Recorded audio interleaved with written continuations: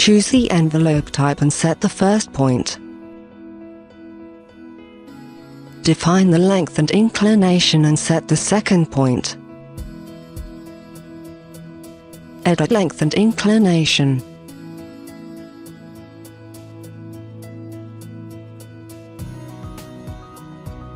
Type in the length and inclination values.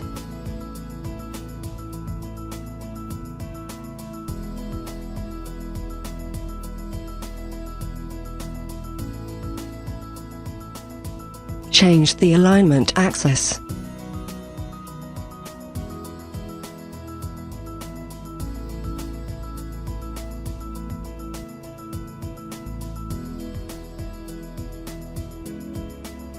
Draw building envelope sections in one go.